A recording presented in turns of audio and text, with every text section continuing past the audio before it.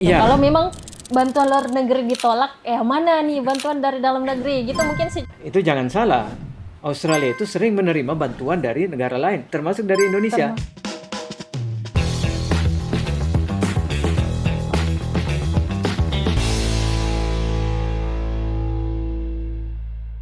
Halo pemirsa Unhas TV dimanapun Anda berada, senang sekali saya Iva Syarahman dapat kembali membersamai Anda dalam program Unhas Pick Up.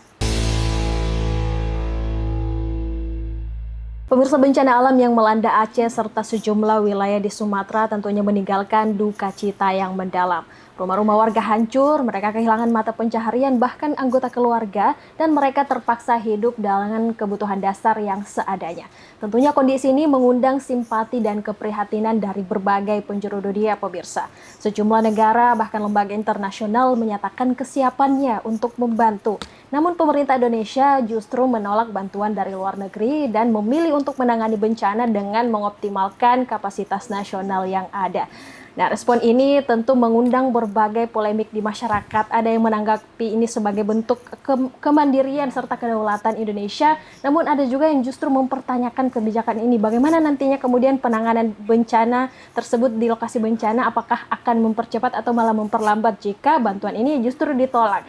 Nah, bagaimana seharusnya kita memahami kebijakan ini, pemirsa? Apakah ini memang murni terkait dengan kemandirian Indonesia atau ada pertimbangan hubungan internasional yang lebih jauh di baliknya. Nah, untuk membahas topik tersebut sudah hadir bersama kita dosen hubungan internasional Fakultas Ilmu Sosial dan Ilmu Politik Universitas Hasanuddin dengan kepakaran di bidang kerjasama ekonomi internasional dan juga bantuan luar negeri, ada Bapak Muhammad Imran Hanafi MAMEC. Assalamualaikum Pak. Waalaikumsalam. Gimana Pak kabarnya hari Ya, ini? alhamdulillah baik. Alhamdulillah baik.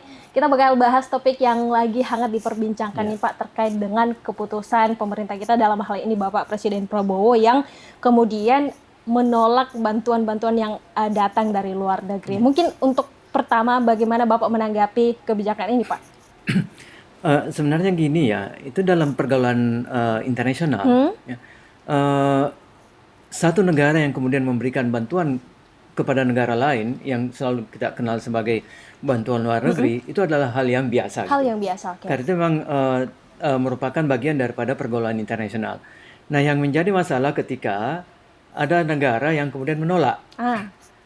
Nah, ketika negara yang menolak itu katakanlah memang memiliki kemampuan, ya, kemampuan dalam berbagai hal, terutama kemampuan ekonomi dan kemudian kemampuan menangani masalah dan kemudian kemampuan politik dan lain-lainnya, secara umum dia memiliki kapasitas yang mumpuni untuk itu biasa aja gitu. Biasa saja. Nah, tapi masalahnya ketika ada negara yang kemudian ingin dibantu oleh karena ada perasaan kesamaan di dalam pergaulan internasional, mau dibantu lalu nggak mau, menolak. Nah, ini kan yang menjadi tanda tanya kenapa gitu. Kenapa, betul. Nah, seperti itu. Oke, jadi kalau dari pergaulan atau kerjasama internasional itu sudah biasa ya Pak ya, membantu atau memberikan bantuan pada negara-negara yang terdampak bencana seperti itu. Iya, Namun betul. ini yang dipertanyakan adalah kenapa dengan kemampuan atau kapasitas yang belum mumpuni, tapi bantuan tersebut justru ditolak gitu ya. Berarti ada hal yang dipertanyakan dalam hal tersebut Pak. Nah, selanjutnya apa? Memang bantuan luar negeri ini Pak, kita bisa artikan atau definisikan dia sebagai memang bentuk wujud simpati atau memang ada pertimbangan-pertimbangan lain di baliknya Pak? Nah, seperti yang saya katakan tadi ya, bahwa dalam pergaulan internasional, ketika ada satu negara yang menghadapi masalah, jangankan ada masalah gitu ya yang besar seperti bencana alam atau peperangan dan segala macamnya, dalam keadaan biasa saja, dalam mengatur negara tersebut, lalu negara lain itu akan menawarkan bantuan gitu. Oke. Nah, lagi-lagi ini ini biasa dalam pergaulan internasional. Nah, di balik itu memang juga ada gitu ya motif di baliknya, ketika misalnya ada satu negara yang ingin memberikan bantuan karena ada misalnya motif, ada kepentingan di baliknya, apakah itu kepentingan politik, kepentingan ekonomi, kepentingan militer, atau kepentingan yang lain-lain. Nah, itu memang biasa terjadi seperti itu. Nah, di dalam hal inilah kemudian ketika ada satu objek masalah yang terjadi pada satu negara yang katakanlah tidak eh, lagi mengalami masalah gitu, lalu itu dibantu. Nah, ini yang kemudian itu akan dilihat apakah masalah yang dihadapi negara ini perlu dibantu atau tidak. Oke. Iya. Nah, dalam hal kasus misalnya di Indonesia, seperti misalnya masalah bencana alam ini, itu hal yang sangat biasa gitu di negara manapun. Nah, terkecuali kalau misalnya negara yang sudah sangat mumpuni gitu ya, memiliki kemampuan yang tinggi, memiliki kapasitas nasional yang besar, nah lalu dia bisa menangani sendiri.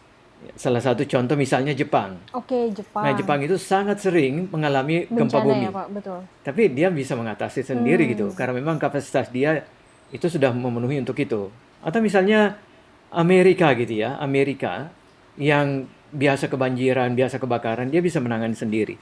Nah, malah sebenarnya seperti Australia ya, Australia itu sering dilanda musibah kebakaran hutan. Oke. Nah, itu jangan salah, Australia itu sering menerima bantuan dari negara lain, termasuk dari Indonesia. Termasuk Indonesia juga. Dan itu Australia menerima. Diterima bantuan Iya, tersebut ini tentu. Australia Oke, menerima oke. bantuan itu dari Indonesia untuk memadamkan api itu. Nah, begitulah pergaulan internasional itu. Nah, apa yang dilakukan oleh suatu negara kepada negara lain ketika ada musibah yang mengalami negara tersebut, itu bisa dinilai fully sebagai persahabatan, fully karena itu adalah wujud dari keinginan mereka itu membangun kerjasama yang baik di antara mereka gitu. Oke, Iya. untuk indikator yang disebutkan tadi bahwa ada kok beberapa negara yang sering juga mengalami bencana, tapi kemudian itu tidak perlu mendatangkan bantuan dari luar negeri karena kapasitas nasionalnya sudah cukup. Ini apakah ada ukuran atau standar tertentunya nih Pak untuk kategori mereka bisa atau tidaknya menangani bencananya sendiri? Nah, tentunya terutama ya, yang pertama kemampuan ekonomi dari negara itu. Kemampuan ekonomi, Iya, oke. karena ya kita harus realistis bahwa ya semuanya itu harus ditangani dengan Betul, kemampuan betul, ekonomi satu ekonomi. negara itu. Lalu kemampuan menangani dalam hal memulihkan infrastruktur. Oke. Nah, itu juga harus menjadi salah satu pertimbangan. Nah, katakanlah sumber daya manusia dari negara itu. Apakah sumber daya manusia di negara itu memiliki kemampuan untuk menghandle gitu? Dan kemudian yang lain-lainnya. Nah, ketika satu negara mengalami hal-hal yang seperti ini lalu itu tidak mau menerima bantuan dari negara lain, nah ini kan menjadi tanda tanya, mengapa gitu? Oke, oke. Ah, itu seperti itu. Dan hal yang biasa ya, ketika satu negara itu mengalami bencana, mengalami musibah, lalu dia tidak bisa menanganinya dengan baik, lalu itu diberikan bantuan kepada mereka. Nah, termasuk dalam hal ini, Indonesia itu biasa memberikan bantuan kepada negara-negara yang katakanlah terbelakang atau sedang berkembang. Itu ketika ada masalah di negara tersebut lalu dibantu oleh Indonesia. Oke. Itu biasa kok seperti itu. Oke, oke, oke. Jadi itu tadi ada kemampuan ekonomi, kemudian kemampuan untuk memperbaiki atau memulihkan infrastruktur yang rusak itu tadi ya Pak ya, menjadi beberapa indikator yang bisa dilihat apakah negara tersebut memang mampu menangani bencananya sendiri atau tidak. Ya, lagi-lagi kita mempertanyakan Indonesia lagi, padahal Indonesia sering memberikan bantuan justru ya Pak ketika ada negara-negara yang masih dalam proses berkembang itu mengalami bencana. Nah, ini memang apakah ada alasan atau tujuan utama tertentu nih Pak penolakan bantuan Nah, dari sudut pandang Bapak sendiri? Melihat performance yang diperlihatkan oleh Presiden Prabowo belakangan ini dalam 1 tahun ini, kita harus mengakui bahwa performance luar negerinya ya di dalam pergaulan internasionalnya itu sangat bagus gitu. Oke. Nah, sepertinya Presiden Prabowo ini ingin hadir di panggung internasional dan bahkan berperan. Ya, itu kita lihat ya bahwa intensitas beliau ke luar negeri dan kemudian bagaimana beliau baik secara bilateral maupun menghadiri fora multilateral. Nah, beliau itu sangat berperan dan selalu memberikan pandangan-pandangan, masukan yang justru oleh negara-negara lain, bahkan sekelas Amerika pun, itu hormat, kemudian apresiasi terhadap pandangan-pandangan tersebut. Nah, saya membaca dengan keadaan yang seperti ini ditampilkan oleh Pak Prabowo, itu beliau ingin bahwa Indonesia itu ikut berperan di dalam panggung internasional. Jadi bukan sekedar hadir, ikut berperan. Perannya itu bermacam-macam. Ya bisa di dalam peran ekonomi, bisa misalnya di dalam peran politik, ya diplomasi secara umum, dan bahkan jangan salah. Nah, kita nggak tahu nanti ke depannya ini bagaimana situasi global gitu ya, ketika misalnya ada konflik yang terbuka di antara negara-negara besar gitu. Yang dugaan saya, prediksi saya bahwa Pak Prabowo itu akan terlibat atau melibatkan diri di dalam percaturan atau konflik tersebut. Entah itu di dalam menengahi atau dan lain sebagainya.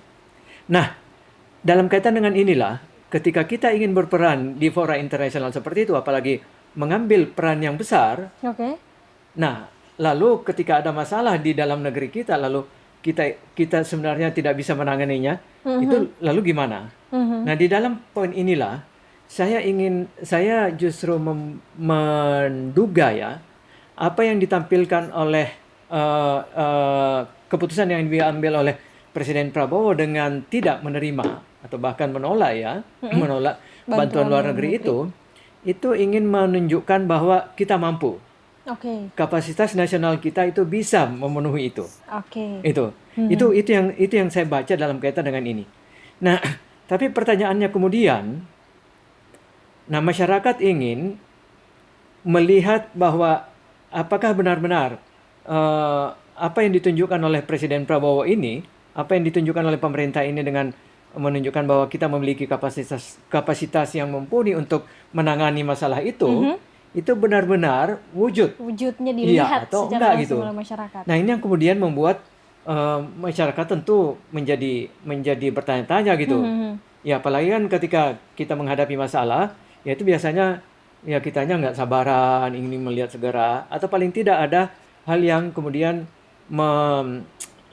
membuat kita itu menjadi ada harapan gitu ya, ada harapan bahwa ini akan terselesaikan dengan baik. Jadi itu tadi ternyata ada pertimbangan itu ya, bahwa prediksi ke depannya ini Bapak Presiden Prabowo ini akan semakin banyak terlibat ya dalam bagaimanapun kemudian dinamika yang terjadi di dunia internasional ke depannya. Nah, untuk menunjukkan kedaulatan, kemandirian Indonesia ini menjadi salah satu bentuk pilihan yang ingin diambil oleh Bapak Presiden Prabowo ya Pak, bahwa kami mampu menyelesaikan permasalahan yang ada dalam negara kami sendiri. Seperti itu kurang lebih ya Pak ya? Iya, artinya dia ingin menunjukkan bahwa kita ini negara mandiri, kita ini mumpuni, kita pun ini memiliki kapasitas nasional yang cukup gitu. Nah, cuman itu tadi masalahnya. Nah, rakyat lagi menunggu, ingin melihat sejauh mana apa yang diinginkan oleh presiden itu memang terwujud gitu. Di dalam terutama pada masyarakat yang menghadapi masalah ini gitu.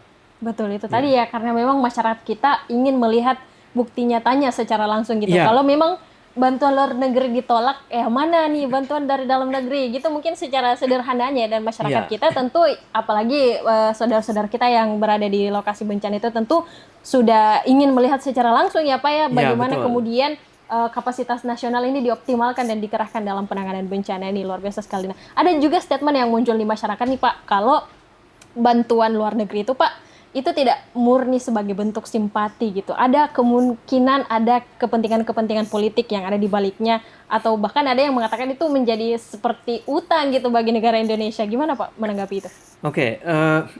Kita harus melihat bahwa bantuan luar negeri itu memang ada berbagai motif di dalamnya. Ada berbagai motif, yang pertama, ini memang yang sangat ideal, bahwa ada motif kemanusiaan gitu. Ini sangat ideal, bahwa ketika ada negara yang menghadapi masalah, baik masalah yang masif seperti ini ya, bencana, ataupun misalnya masalah-masalah yang ditimbulkan oleh pengelolaan atau manajemen kenegaraan yang kurang bagus, lalu itu dibantu oleh negara lain. Nah, tetapi di sisi lain memang itu juga ada motif-motif, misalnya karena kepentingan ekonomi, kepentingan politik misalnya, atau bahkan kepentingan keamanan gitu, baik keamanan dari negara donor itu sendiri maupun dalam kaitan dengan kepentingan internasional. Nah, hal-hal yang seperti ini memang yang terlihat di dalam yang ada, ya aliran-aliran yang ada di dalam bantuan luar negeri gitu. Oke. Nah, kalau dalam kaitan dengan katakanlah ada musibah, ada bencana alam yang dialami oleh satu negara, sebenarnya kita bisa katakan bahwa ini murni itu karena kemanusiaan gitu.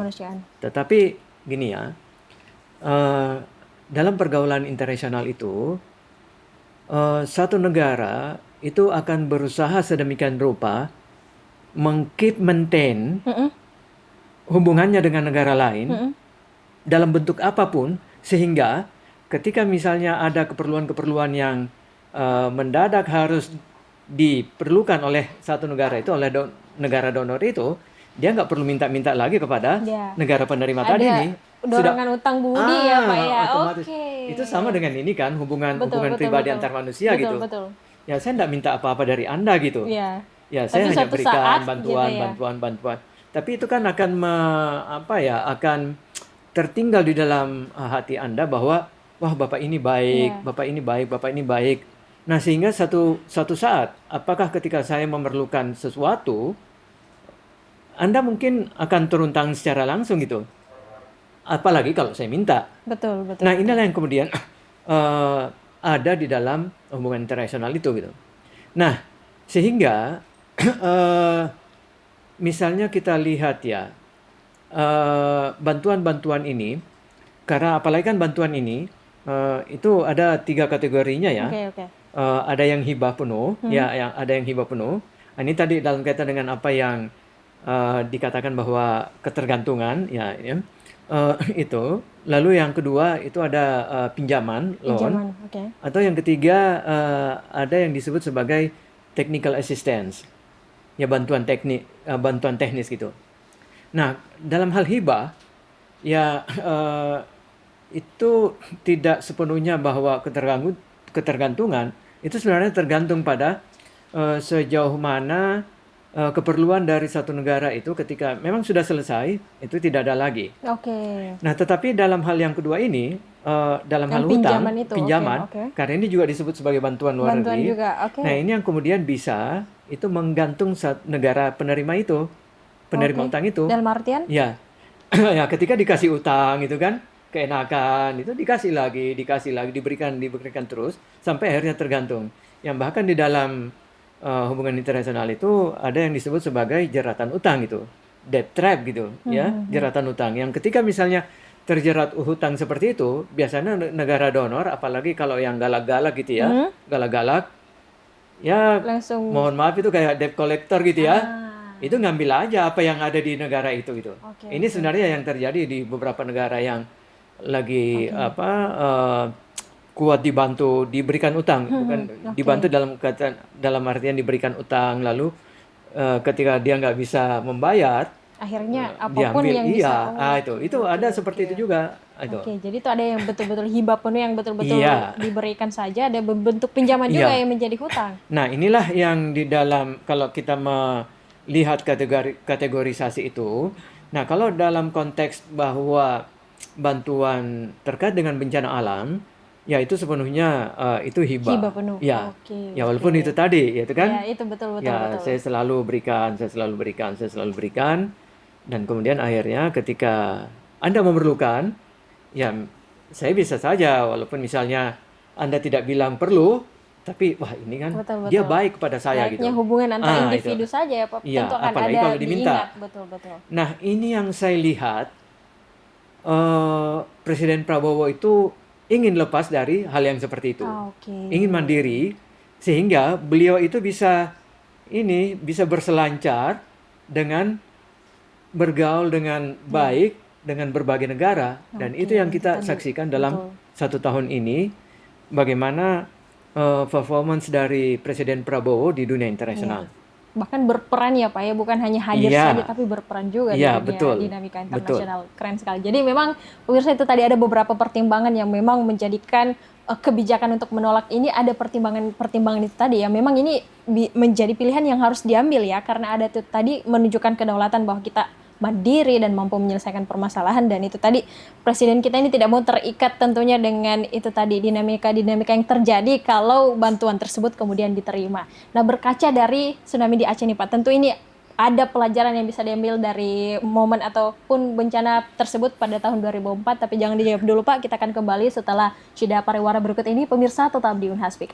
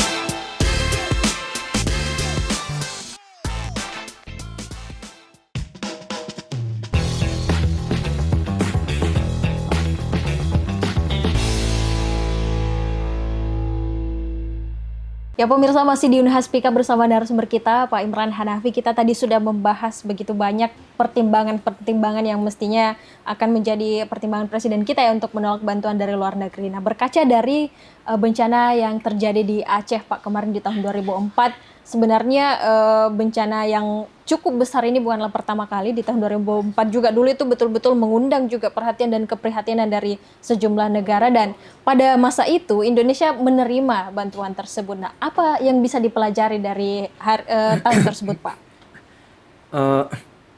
Tsunami Aceh 2004 dan banjir yang terakhir ini di Desember 2025 itu ada sedikit perbedaan gitu ya. Okay. Ada sedikit perbedaan.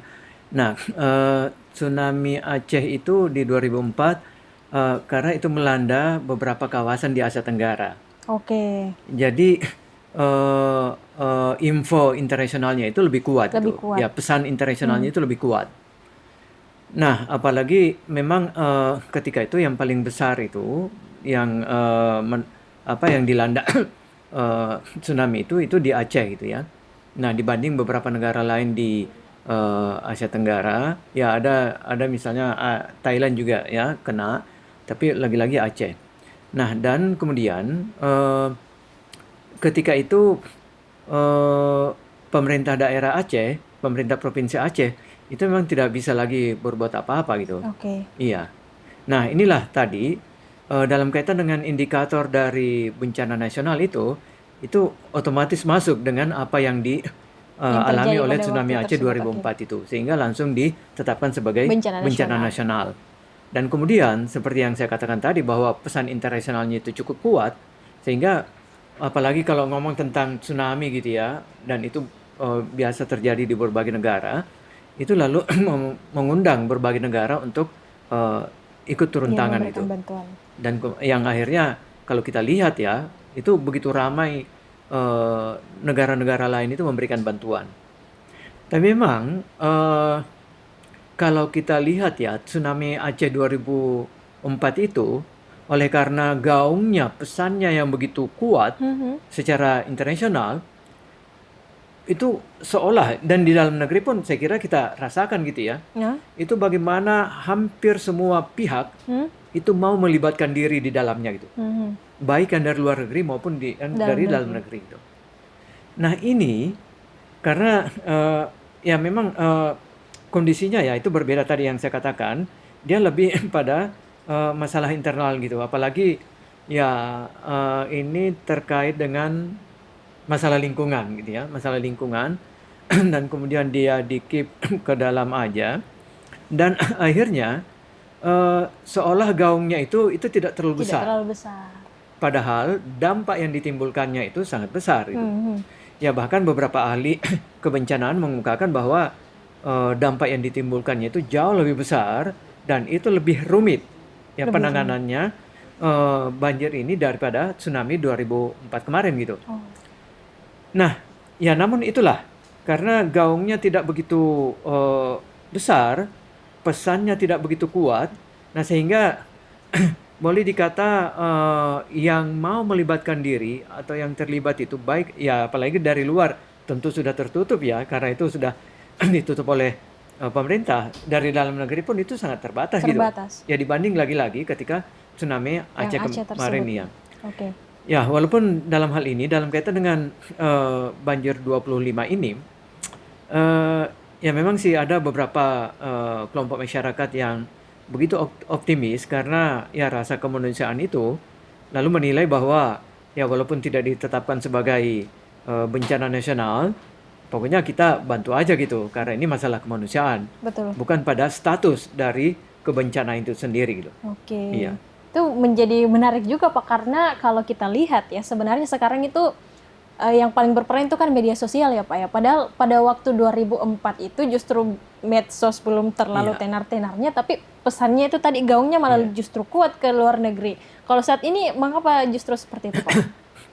Nah, dalam bacaan saya bahwa ketika itu kan terutama yang ada itu media informasi yang ada itu hanya disampaikan melalui media mainstream ya, Betul. media mainstream dan media mainstream itu menjadi dipercaya gitu kan, ya menjadi dipercaya. Nah, dalam kaitan dengan sekarang ini ada medsos gitu ya.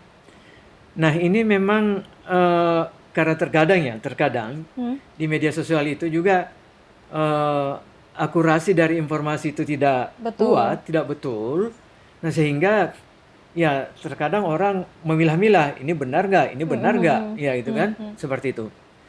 Nah jadi dalam kaitan dengan inilah maka masifnya informasi yang ada pada 2004 itu yang menyebabkan dan kemudian ini ya status tadi kebencanaan Status itu itu bencana nasional. yang kemudian akhirnya dunia internasional itu turun tangan itu. Saya kira juga ya di dalam pengamatan saya ini masalah status kebencanaan ini ya status dari bencana ini itu yang menyebabkan itu sepertinya adem gitu ya. Ya, Ya, tidak sepertinya separah itu iya, gitu iya, ya. iya. Ya padahal sebenarnya ya parah gitu ya Betul. kalau kita lihat dari beberapa ini. Nah, namun pun begitu, apalagi ini ya, apalagi pemerintah sudah mengemukakan bahwa itu belum perlu ditangani atau dibuatkan status kebencanaan nasional. Namun, apapun alasannya, hendaknya penanganannya itu harus masif dan itu kurang lebih sama dengan ketika status itu adalah status bencana nasional. Betul. Oleh karena bukan masalah status di dalam hal ini, tetapi dampak yang ditimbulkannya, akibat yang ditimbulkannya, yang kemudian malah bisa menjadi lebih parah gitu. Nah, ini yang sebenarnya harus dilihat sehingga seharusnya semua sumber daya yang ada pada pemerintah, ya, apalagi memang pemerintah mengungkapkan bahwa mampu, itu harus dikerahkan sedemikian rupa sehingga level dari penanganan bencana itu dapat dikatakan kurang lebih sama dengan bencana nasional ketika berstatus bencana nasional. Oke. Jadi bukan masalah statusnya sebenarnya bencana nasional atau tidak, tapi kita melihat dampaknya ya Pak. Apalagi masyarakat seluruh Indonesia bahkan seluruh dunia pun melihat video-video tersebut berseliweran di media sosial bagaimana kemudian kondisi di tempat pengungsian dan lain sebagainya yang memang belum mencapai kita kategorikan sebagai cukup atau memadai ya Pak ya di tengah kebijakan pemerintah yang justru menolak bantuan dari luar negeri. Kalau kewenangan pemerintah daerah sendiri ini kan yang dipertanyakan juga kemarin ketika kemudian presiden kita menegaskan bahwa kita tidak menerima bantuan luar negeri, sejumlah pemerintah daerah yang terdampak bencana tersebut justru menerima gitu bantuan dari luar negeri. Bagaimana tersebut Pak kewenangannya? Memang undang-undang hubungan luar negeri itu menyatakan bahwa hubungan luar negeri itu hanya dilaksanakan oleh negara. Oleh negara saja. Bukan oleh daerah gitu. Nah, termasuk dalam kaitan dengan bantuan luar negeri itu sendiri. Nah, eh, jika memang bantuan itu, katakanlah ada negara yang, negara yang ingin memberikan bantuan kepada langsung ke daerah, ini tentunya negara tersebut tahu gitu bahwa pemerintah pusat, ya pemerintah Indonesia itu sudah katakanlah menahan diri atau tidak menerima bantuan itu karena itu bisa ditanganin sendiri gitu. Nah, sehingga di dalam hal ini memang ini yang masalah dihadapi oleh pemerintah daerah karena pemerintah daerah pun itu tidak bisa melakukan apa-apa terhadap negara Betul, tersebut. Karena itu berdasarkan undang-undang tadi itu. Nah, namun apa yang kita lihat misalnya ada kemarin dari Uni Emirat Arab itu ya bantuan beras itu dari LSM ya, dari LSM non negara itu. Nah, kalau yang seperti itu memang terbuka aja untuk diterima. Tidak terikat dengan ya, itu tidak tadi terikat. ya Pak ya. Nah, cuman memang juga kalau LSM itu katakanlah non negara itu, nah itu seberapa besar itu bisa ini bantuan yang bisa diberikan gitu. Iya, tentu terbatas itu. Nah, inilah lagi-lagi ya kembali kepada apa yang saya sampaikan sebelumnya itu bahwa apapun karena pemerintah sudah dalam tanda kutip memberikan jaminan bahwa kita mampu, ya kita mampu, itu tidak bisa tidak, itu pemerintah pusat itu harus memberikan ya memberikan segala hal itu kepada mengerahkan segala sumber daya yang dimilikinya untuk membantu pemulihan dari bencana banjir tersebut. Iya, saya kira nggak bisa itu hanya ditangani secara reguler gitu. Iya, ya walaupun kita lihat ya sekarang ini ya kalau dalam pemerintahan sih ya TNI yang aktif gitu ya, lalu beberapa kelompok masyarakat ya itu ormas dan kemudian beberapa pihak lah itu sudah turun tangan gitu. Nah, namun di dalam hal ini, nah ini lagi-lagi ya, tadi saya sudah kemukakan, itu ketika tsunami Aceh itu begitu masif dan itu terasa gitu. Terasa bantuannya. Iya. Nah, sedangkan ini, nah padahal ini kan era medsos ya tadi dikemukakan. Betul. Ya mestinya bahwa ada keriuhan gitu ya, ada keriuhan yang terjadi di Aceh, Sumatera Utara dan Sumatera Barat itu dalam kaitan dengan berbagai pihak di dalam negeri yang ikut membantu. Tetapi kelihatannya keriuhan itu tidak terlalu ya ada sih beberapa ya yang kita lihat bahwa TNI sudah di depan duluan gitu, lalu ada Muhammadiyah gitu, ada BCA juga saya lihat itu sudah turun tangan juga, ada NU gitu ya, Nahdlatul Ulama, beberapa pihak lagi ya gitu. Nah, itu lebih terbatas gitu ya, lebih terbatas dibanding ketika tsunami Aceh tsunami 2004 itu. Betul. Padahal sudah era medsos, iya, era medsos. Informasinya lebih mestinya lebih riuh gitu ya. Betul. Iya. Oke. Jadi betul memang kewenangan atau kapasitas pemerintah daerah kembali lagi tadi Pak itu tidak boleh mendahului ya apapun keputusan presiden dalam hal ini untuk menolak bantuan tersebut ya meskipun dia dapat menerima kalau dari lembaga LSM ya Pak ya kalau bantuan tersebut datang dari bukan suatu negara itu tidak terikat dengan aturan yang itu tadi ketika presiden. Jadi memang mekanismenya ketika sebuah negara ingin memberikan bantuan itu harus disetujui terlebih dahulu tentunya oleh pemerintah negara tersebut ya Pak ya. Iya.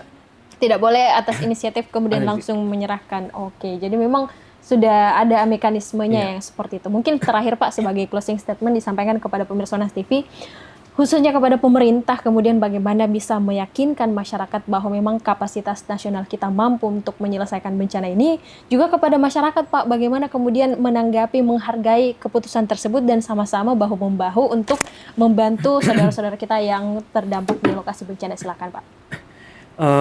Tidak bisa tidak ya dengan apa yang dikemukakan oleh Presiden Prabowo bahwa Indonesia mampu menangani, itu harus ditunjukkan bahwa memang kita mampu gitu. Nah, ketika misalnya statement itu tidak berwujud, nah inilah yang kemudian membuat masyarakat itu tidak sabaran dan kemudian melakukan aksi protes, kritik dan segala macamnya gitu. Nah, memang sih di sisi lain ya kita harus lebih bersabar untuk melihat ini. Jadi ada dua sisi ya, dua sisi dari pemerintah dan masyarakat ini harus bagaimana secara simultan itu melakukan peran masing-masing, nah sehingga ini bisa terwujud. Dan di dalam hal inilah kata kunci yang saya kira perlu dilakukan oleh semua kita, semua pihak di dalam hal ini, itu bagaimana mengembangkan solidaritas dan kemudian mengembangkan soliditas dalam menghadapi masalah tersebut. Oke. Demikian. Luar biasa sekali. Jadi memang pemirsa ada berbagai macam pertimbangan, ada berbagai macam faktor yang dipertimbangkan sebelum memutuskan kebijakan untuk menolak bantuan luar negeri ini. Di antara tadi betul-betul untuk menunjukkan kedaulatan dan kemandirian Indonesia serta melepaskan diri dari kebergantungan ataupun juga pengaruh politik dan lain sebagainya dari negara-negara lain yang kemudian memberikan bantuan nantinya. Tapi di samping itu memang pemerintah maupun masyarakat ya Pak ya harus menjalankan perannya masing-masing. Pemerintah harus betul-betul membuktikan bagaimana komitmennya untuk menyelesaikan bencana yang terjadi di Aceh dan Sumatera ini. Meskipun itu tadi tidak ada status bencana nasional, tapi bukan masalah statusnya ya. Memang kita melihat dampaknya yang memang betul-betul harus dioptimalkan, dikerahkan seluruh kapasitas nasional kita dan juga masyarakat itu tadi yang ditekankan Bapak Imran Hanafi, solidaritas dan soliditas dalam menangani bencana ini. Kita bahu-membahu tentunya saudara-saudara kita yang terdampak itu bisa lebih bersabar, kemudian memberikan kepercayaan kepada pemerintah untuk menyelesaikan tentunya bencana yang terjadi ini. Terima kasih banyak Pak atas sharing-sharingnya pada kesempatan ini. Terima kasih banyak juga kepada pemirsa Unhas TV yang senantiasa menyaksikan Unhas Backup. Ikuti terus Unhas TV untuk mengakses program-program menarik lainnya. Saya Ifasya Rahman, mewakili kru yang bertugas, pamit undur diri dan sampai jumpa. Wassalamualaikum warahmatullahi wabarakatuh. Waalaikumsalam.